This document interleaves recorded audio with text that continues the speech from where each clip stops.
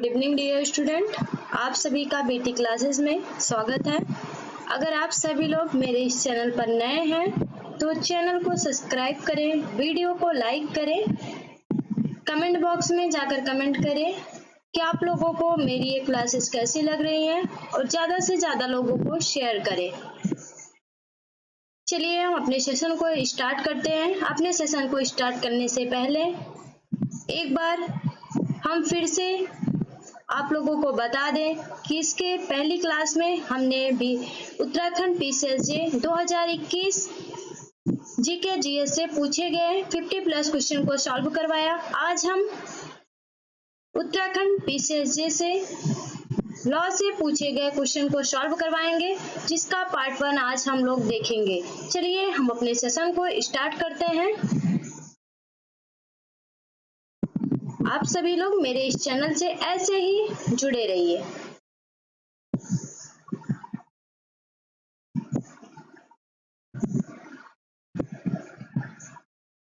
अगर आप लोग अदर कॉम्पिटिटिव एग्जाम की प्रिपरेशन कर रहे हो तो इसी चैनल पर विवेक सर के द्वारा जीके, जीएस, रीजनिंग और मैथ की क्लासेस भी कंडक्ट करवाई जाती है, तो आप सभी लोग उनसे भी जुड़कर जीके, जीएस, रीजनिंग और मैथ की क्लासेस भी अटेंड कर सकते हैं। चलिए पहले हम अपने सेशन को स्टार्ट करते हैं। आज हमारा पार्ट 2 है जो लॉ से रिलेटिव है।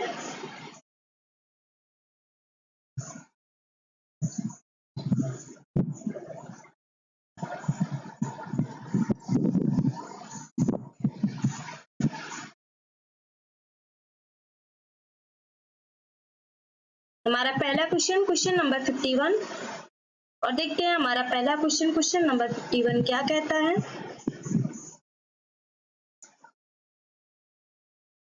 संपत्ति अंतरण अधिनियम में वर्णित विनिमय बराबर होता है। जो संपत्ति अंतरण अधिनियम में वर्णित विनिमय है वह किसके बराबर होता है? तो इनमें से कोई नहीं। जो हमारा ऑप्शन डी है वह राइट हो जाएगा। जो विनिमय होता है वह विभाजन के बराबर भी नहीं होता, दान के बराबर भी नहीं होता और विक्रय के बराबर भी नहीं होता। तो जो हमारा राइट आंसर है हमारा ऑप्शन नंबर डी राइट हो जाएगा। हमारा अगला क्वेश्चन नंबर 52। दान के मामले में यदि अदाता की दान स्वीकार करने से पहले मृत्यु हो जाती है तो दान क्या होगा? तो दान होगा, दान के मामले में यदि अदाता की जो है दान स्वीकार करने से पहले डेथ हो जाती है, मृत्यु हो जाती है, तो जो हमारा दान होता है वह शून्य हो जाएगा। तो जो हमारा ऑप्शन बी है वह राइट हो जाएगा। हमारा अगला क्वेश्चन नंबर 53।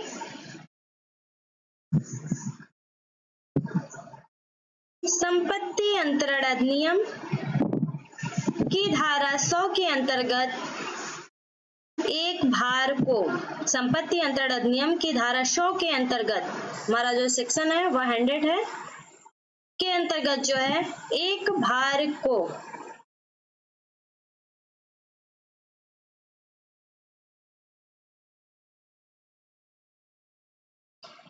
भार को अनुप्रमाणन की आवश्यकता नहीं होती है और बंधक की तरह साबित नहीं किया जाना चाहिए। जो हमारा एक भार होता है वह अनुप्रमाणन की आवश्यकता नहीं होती है उसको, और बंधक की तरह वह साबित नहीं किया जाना चाहिए। तो जो हमारा ऑप्शन सी है वह राइट हो जाएगा। हमारा अगला क्वेश्चन नंबर 54।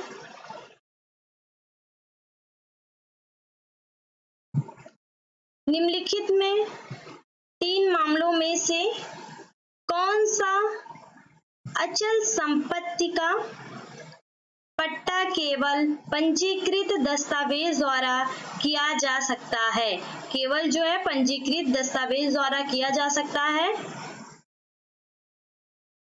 तो जो हमारा ऑप्शन डी है वह राइट हो जाएगा, उपरोक्त सभी।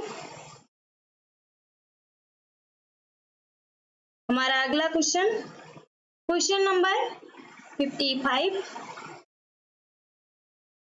अनियोज्य दावों के अंतरण का प्रावधान संपत्ति अंतरण अधिनियम में किया गया है। जो अनियोज्य दावा से संबंधित प्रावधान है वह संपत्ति अंतरण अधिनियम के किस धारा में किया गया है? तो धारा 130 में किया गया है।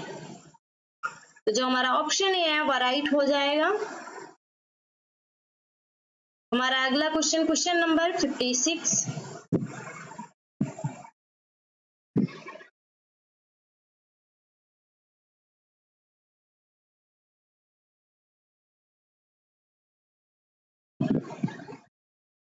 निम्नलिखित में से किस वाद में यह कहा गया है कि किराएदार द्वारा किया गया परित्याग अंतरण नहीं है? किराएदार द्वारा किया गया परित्याग जो होता है वह अंतरण नहीं होता है। तो माखनलाल साहा बनाम एन अधिकारी के बाद में कहा गया कि किराएदार द्वारा किया गया परित्याग जो होता है वह अंतरण नहीं होता है। तो हमारा ऑप्शन बी राइट हो जाएगा। हमारा अगला क्वेश्चन, क्वेश्चन नंबर 57, आ ने बा को पूर्ण रूप से मकान दान दिया। आ ने बा को पूर्ण रूप से मकान दान दिया और शर्त लगाई कि बा इस मकान में रहेगा, कि बा जो है इस मकान में रहेगा। तो जो दान होगा वह क्या होगा? तो जो हमारा दान होगा वह वैध होगा तथा निर्देश शून्य है।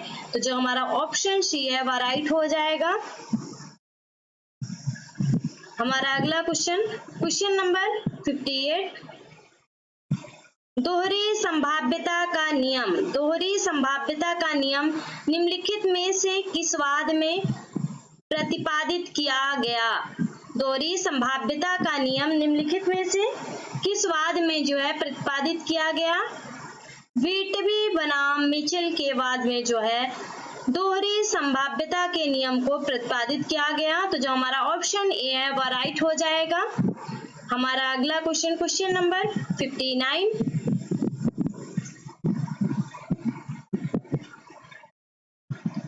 त्वरिताप्ति का सिद्धांत संपत्ति अंतरण अधिनियम के किस धारा में दिया गया है? संपत्ति अंतरण अधिनियम के किस धारा में दिया गया है? तो धारा 27 में दिया गया है। तो हमारा ऑप्शन सी राइट हो जाएगा। हमारा अगला क्वेश्चन, क्वेश्चन नंबर 60, समय द्वारा प्रभाजन से संबंधित प्रावधान निम्नलिखित में से प्रावधान संपत्ति अंतरण अधिनियम की किस धारा से संबंधित है? समय द्वारा प्रभाजन, समय द्वारा प्रभाजन संपत्ति अंतरण अधिनियम की किस धारा से संबंधित है? तो धारा 36 से संबंधित है। तो हमारा ऑप्शन बी राइट हो जाएगा। हमारा अगला क्वेश्चन, क्वेश्चन नंबर 61, संपत्ति अंतरण अधिनियम के अधीन अचल संपत्ति का एक स्वामी संपत्ति का वैध अंतरण कर सकता है। जो संपत्ति अंतरण अधिनियम में अचल संपत्ति का जो एक स्वामी होता है वह संपत्ति का जो है वैध अंतरण कर सकता है। तो जो ऑप्शन हमारा ए है वह राइट हो जाएगा।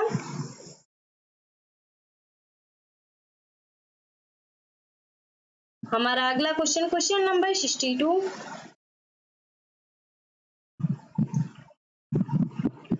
मोचन के अधिकार का प्रयोग किया जा सकेगा। मोचन के अधिकार का प्रयोग जो है किया जा सकेगा। तो उपरोक्त सभी के द्वारा जो है मोचन के अधिकार का प्रयोग किया जा सकेगा।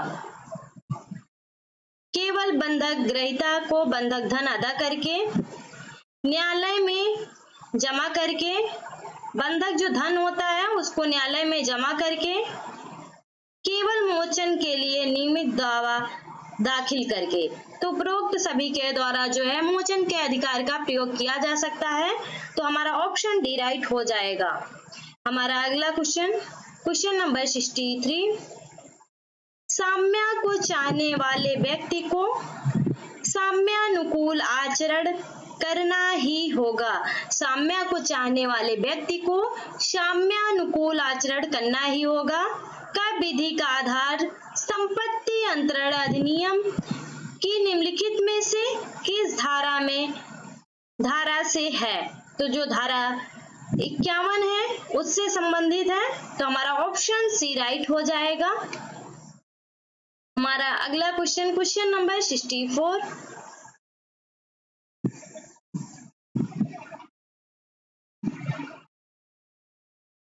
आरिफ बनाम यदुनाथ का वाद निम्नलिखित में से किससे संबंधित है?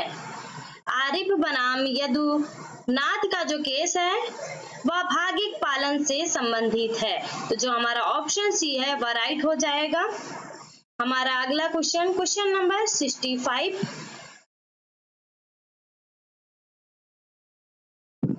संपत्ति अंतरण अधिनियम की धारा 58 में कितने तरह के बंधक दिए गए हैं? संपत्ति अंतरण अधिनियम की जो धारा 58 है उसमें बंधक की डिफिनीशन दी गई है, जिसमें 7 प्रकार के बंधक का वर्णन किया गया है। तो जो हमारा ऑप्शन सी है वह राइट हो जाएगा। हमारा अगला क्वेश्चन नंबर 66। एक बार बंधक सदैव बंधक। एक बार बंधक सदैव बंधक को निम्नलिखित में से किस वाद में प्रतिपादित किया गया था?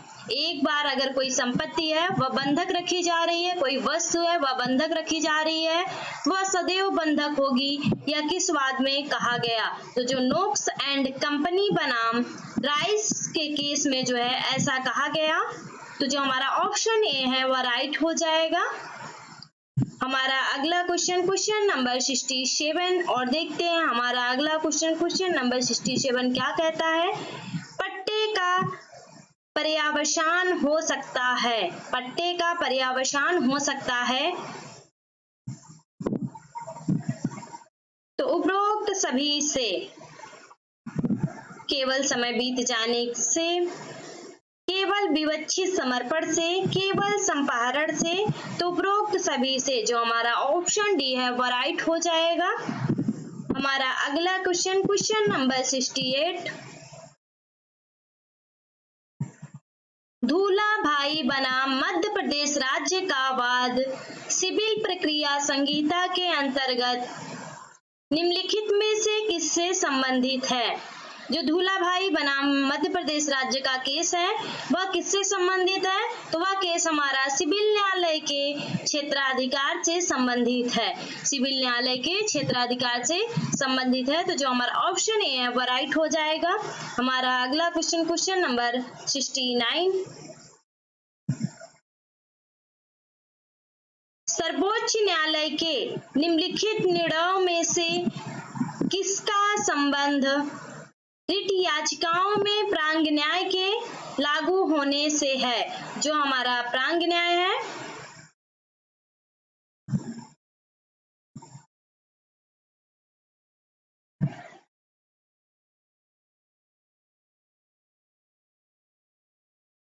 या जो है सीपीसी का जो सेक्शन 11 है उसमें दिया गया है।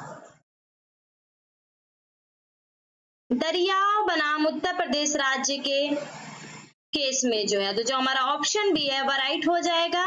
यह क्वेश्चन वेरी इंपॉर्टेंट है, कई बार पूछा गया है, यह BRPCSJ में भी पूछा गया है।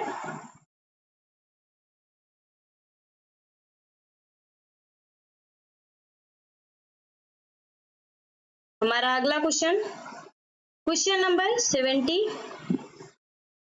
आदेश 9 नियम 2। आदेश 9 नियम 2 सिविल प्रक्रिया संहिता के अधीन मौखिक परीक्षा का उद्देश्य है। जो मौखिक परीक्षा ली जाती है उसका उद्देश्य वाद में विवादित विषय का विशदीकरण करना। जो आदेश 9 नियम 2 है उसका जो मौखिक परीक्षा की जाती है उसमें उसका जो उद्देश्य होता है वह वाद में विवादित विषय का विशदीकरण करना। तो जो हमारा ऑप्शन डी है वह राइट हो जाएगा। हमारा अगला क्वेश्चन नंबर 71।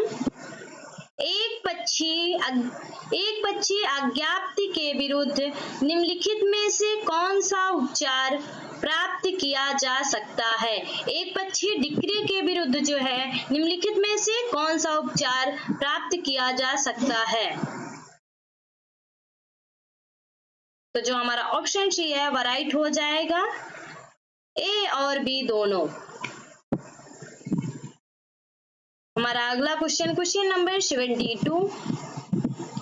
यदि अभिवचन के संशोधन के आदेश में संशोधन करने हेतु समय सीमा नहीं दी गई है तो पक्षकार संशोधन कर सकते हैं। तो पक्षकार जो है 14 दिनों के अंतर्गत जो है संशोधन कर सकते हैं। तो जो हमारा ऑप्शन सी है वह राइट हो जाएगा। हमारा अगला क्वेश्चन नंबर 73।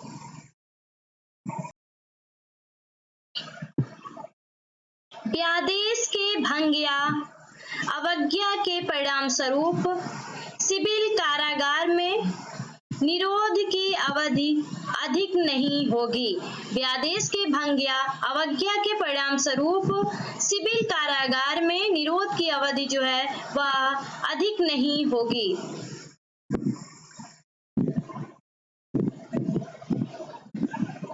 तो निरोध की जो अवधि होगी वह 3 माह से अधिक नहीं होगी। तो हमारा ऑप्शन बी राइट हो जाएगा। हमारा अगला क्वेश्चन नंबर 74। विबंधन द्वारा अनुदान का परिपोषण का सिद्धांत संपत्ति अंतरण अधिनियम की निम्नलिखित किस धारा में दिया गया है? तो विबंधन द्वारा अनुदान का परिपोषण का जो सिद्धांत है वह धारा 43 में दिया गया है। तो हमारा ऑप्शन सी राइट हो जाएगा।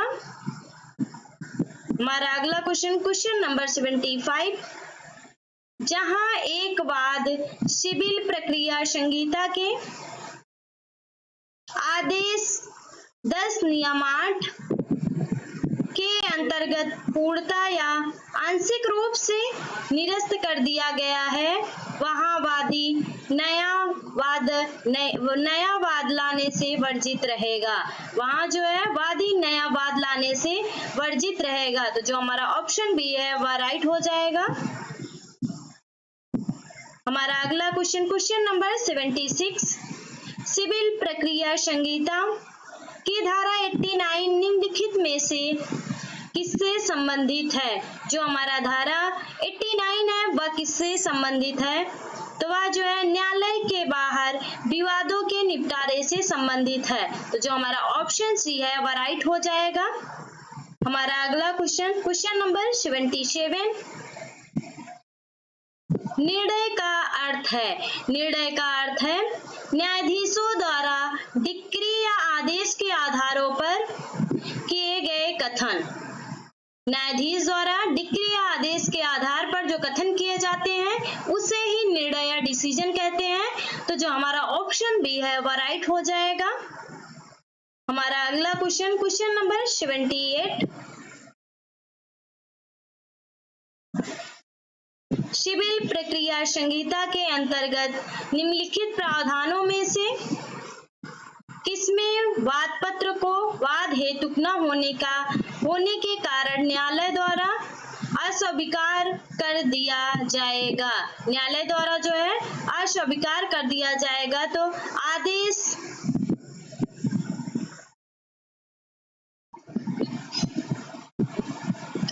7 नियम 11(1) के अंतर्गत जो है उसे अस्वीकार कर दिया जाएगा। तो जो हमारा ऑप्शन डी है वह राइट हो जाएगा। हमारा अगला क्वेश्चन नंबर 79।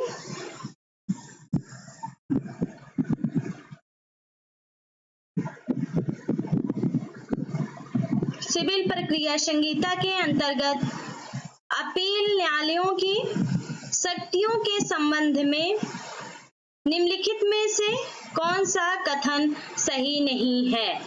जो अपीली न्यायालय की शक्तियों के बारे में ऐसा कौन सा कथन है जो राइट नहीं है?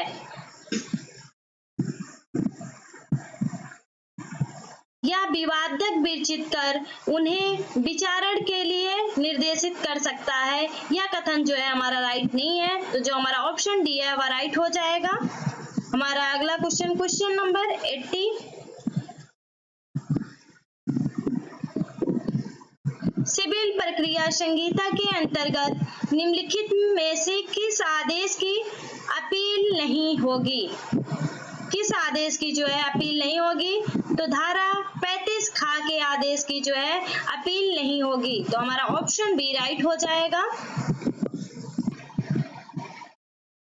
हमारा अगला क्वेश्चन नंबर 81,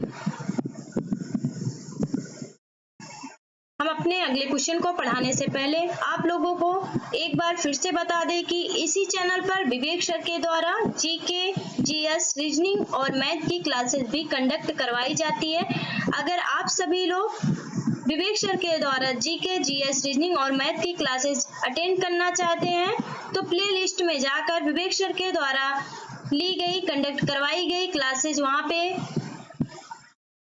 अवेलेबल की गई है। तो आप लोग वहां पे जाकर जो है विवेक सर के द्वारा कंडक्ट करवाई गई क्लासेस को जो है देख सकते हैं और ज्यादा से ज्यादा लोगों को शेयर करें और अपने दोस्त और मित्र और संबंधियों को भी इस चैनल के बारे में जानकारी दें ताकि वो लोग भी मेरे इस चैनल से जुड़ सकें। चलिए हम अपने सेशन को कंटिन्यू करते हैं। लोक न्यूसेंस और लोक पर प्रभाव डालने वाले अन्य दोषपूर्ण कार्यों के लिए निम्नलिखित में से कौन सा वाद ला सकता है? लोक न्यूसेंस और लोक पर प्रभाव डालने वाले अन्य दोषपूर्ण कार्यों के लिए निम्नलिखित में से कौन वाद ला सकता है? तो ए एवं बी दोनों वाद ला सकते हैं।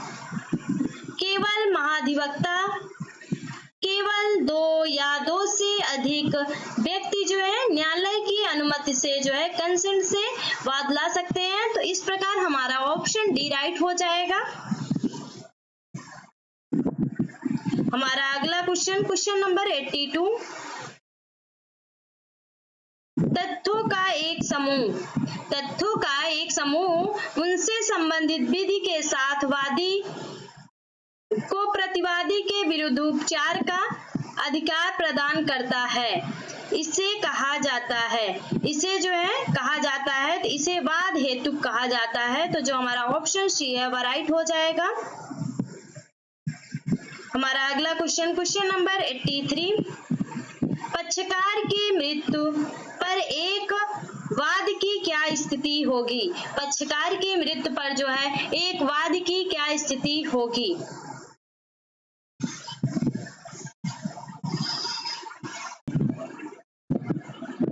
यदि वाद लाने का अधिकार बचा रहता है, यदि जो है वाद लाने का अधिकार बचा रहता है तो वादी या प्रतिवादी की मृत्यु से वाद का उपशमन नहीं होगा।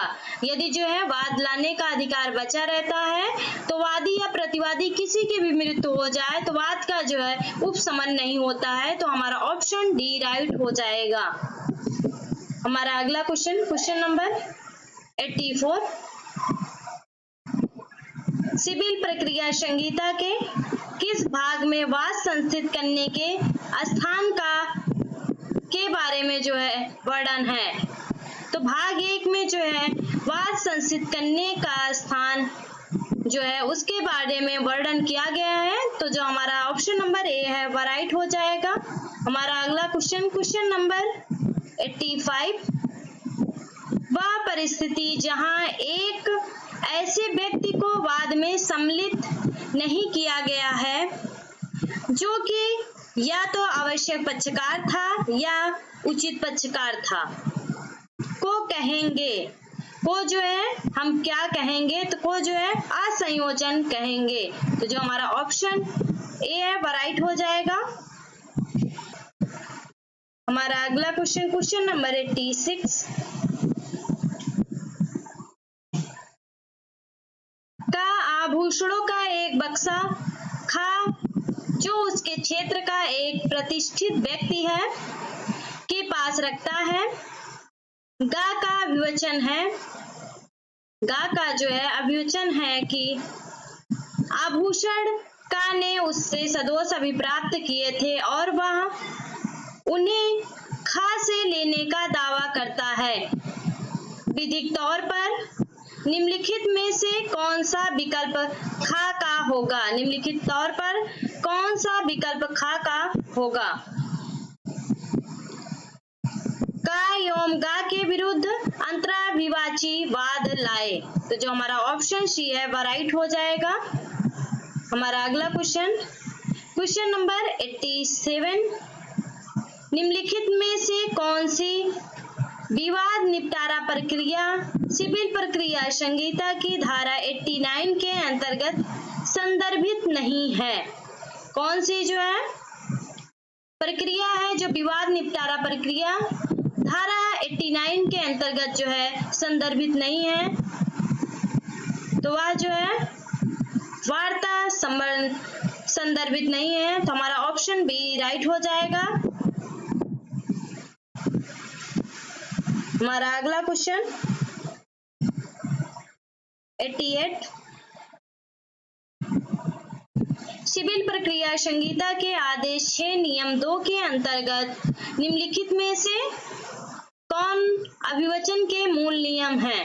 कौन जो है अभिवचन के मूल नियम हैं? उपरोक्त सभी जो है वह अभिवचन के मूल नियम नहीं है। तो जो हमारा ऑप्शन डी है वह राइट हो जाएगा। हमारा अगला क्वेश्चन, क्वेश्चन नंबर 89, एक विभाजन के बाद में निम्न में से कौन सी डिक्री सम्मिलित होती है? एक विभाजन के बाद में निम्न में कौन सी डिक्री सम्मिलित होती है?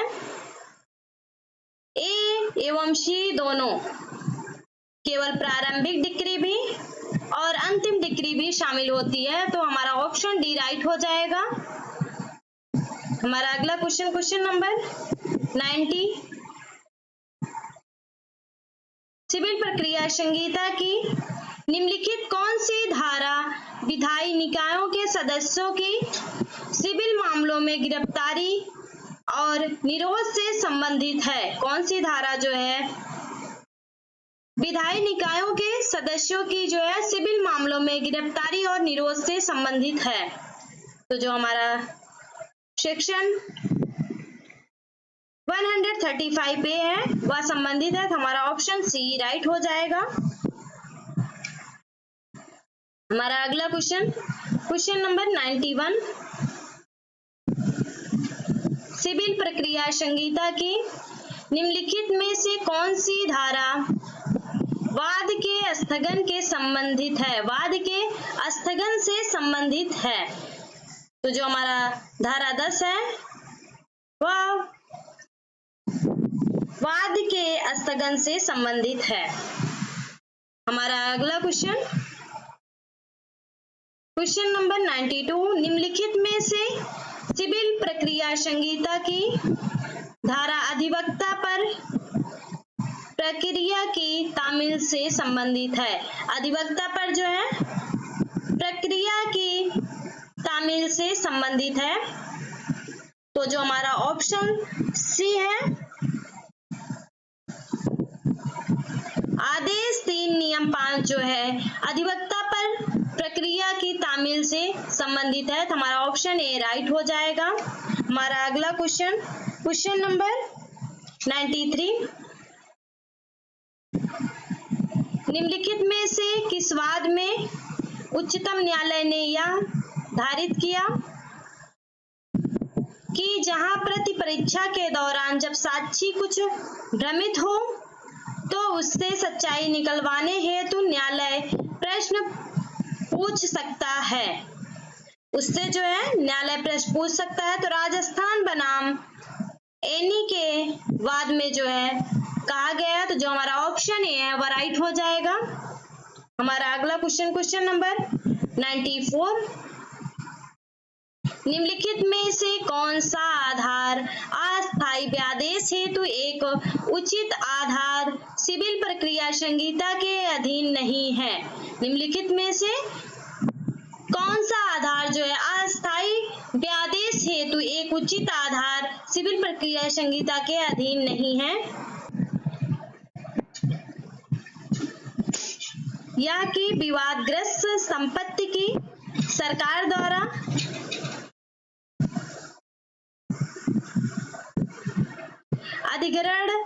अधिग्रहण की संभावना है। तो जो हमारा ऑप्शन सी है वह राइट हो जाएगा। हमारा नेक्स्ट क्वेश्चन नंबर 95,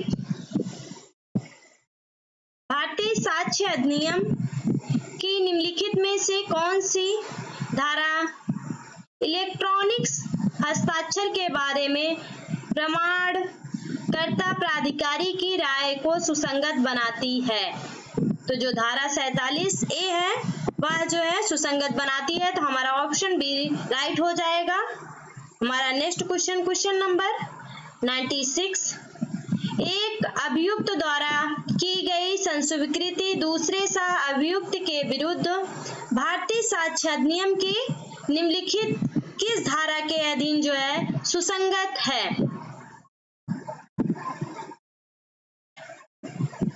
तो धारा 30 के अंतर्गत जो है वह सुसंगत है।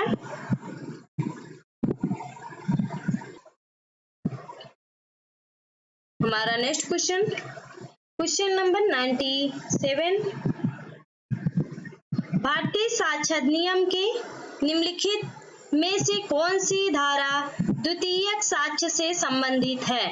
जो हमारा धारा 63 है वह द्वितीयक साक्ष्य से संबंधित है। हमारा ऑप्शन सी राइट हो जाएगा।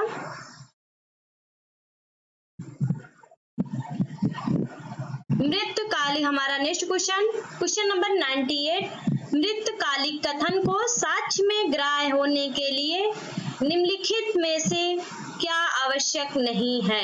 निम्नलिखित में से क्या आवश्यक नहीं है? या कि कथन करने वाले व्यक्ति की उसकी मृत्यु की प्रत्याशंका थी। तो जो हमारा ऑप्शन बी है वह राइट हो जाएगा। हमारा नेक्स्ट क्वेश्चन नंबर 99, अंकीय चिन्ह के संबंध में निम्नलिखित में से कौन सा कथन सुसंगत है? कौन सा कथन सुसंगत है? न्यायालय उस व्यक्ति या प्राधिकारी को अंकीय हस्ताक्षर प्रमाण पत्र पेश करने का निर्देश दे सकेगा। प्रमाण पत्र जो है पेश करने का निर्देश दे सकेगा। तो जो हमारा ऑप्शन ए है वह राइट हो जाएगा। हमारा नेक्स्ट क्वेश्चन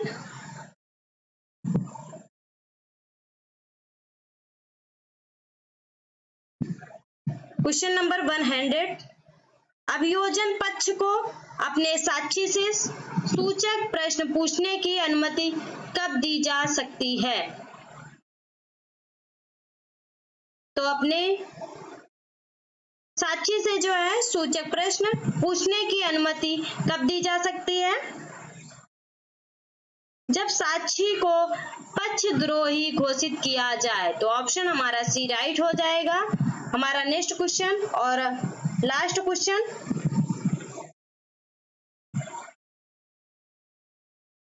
कब्जा स्वामित्व का प्रथम दृष्टया सबूत है। जो कब्जा है वह स्वामित्व का प्रथम दृष्टया सबूत है। यह सिद्धांत भारतीय साक्ष्य अधिनियम की किस धारा में दिया गया है? तो जो धारा 110 है उसमें दिया गया है। तो हमारा ऑप्शन डी राइट हो जाएगा। अगर आप सभी लोग मेरे इस चैनल पर नए हैं तो चैनल को सब्सक्राइब करें, वीडियो को लाइक करें, ज्यादा से ज्यादा लोगों को शेयर करें और कमेंट बॉक्स में जाकर कमेंट करें कि आप लोगों को मेरी ये क्लासेस कैसी लग रही है। जैसा कि हमने आप लोगों को पहले भी बताया कि इसी चैनल पर विवेक सर के द्वारा जीके, जीएस, रीजनिंग और मैथ की क्लासेस भी कंडक्ट करवाई जाती है। तो आप सभी लोग इस चैनल से जुड़कर विवेक सर के द्वारा जीके, जीएस, रीजनिंग और मैथ की क्लासेस भी अटेंड कर सकते हैं और अपने सगी संबंधियों को भी इस चैनल के बारे में जानकारी दें ताकि वो लोग भी मेरे इस चैनल से जुड़ सके। आज का सेशन मेरा यही समाप्त होता है। आप सभी को धन्यवाद।